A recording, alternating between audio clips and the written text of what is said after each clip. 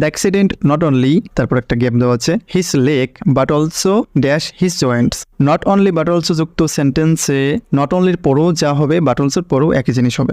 Not অনলির পরে noun, but অলসোর পরেও noun হবে। নট অনলির পরে ভার্বের বেস ফর্ম, বাট অলসোর পরেও ভার্বের বেস ফর্ম হবে। নট অনলির পরে ভার্বের সাথে আইএনজি, বাট অলসোর পরেও ভার্বের সাথে আইএনজি হবে। যেমন not only Sajib but also Rakib did the work. শুধু সজীবই নয়, রাকিবও কাজটা করেছিল। এখানে নট অনলির পরে সজীবটা নাউন, বাট অলসোর পরে রাকিবটাও নাউন ব্যবহৃত হয়েছে। আরেকটা উদাহরণ দেখি, I can not only read but also right. এখানে নট অনলির পরে ভার্বের বেস ফর্ম রিড ব্যবহৃত হয়েছে, বাট অলসোর পরেও রাইটটা ভার্বের বেস ফর্ম। অতএব অপশনগুলো দিকে লক্ষ্য করো। এ নাম্বারে ব্রেক্সের সাথে এস যুক্ত আছে কিন্তু ডিসলোকেটের সাথে এস নাই, এটা হবে না। বি নাম্বারটা ব্রোক ডিসলোকেটেড দুইটাই পাস্ট টেন্সে আছে, এটা হাতে রাখো। সি নাম্বারে ব্রোক ডিসলোকেটিং, এটাও মিলছে না, এটা বাদ যাবে।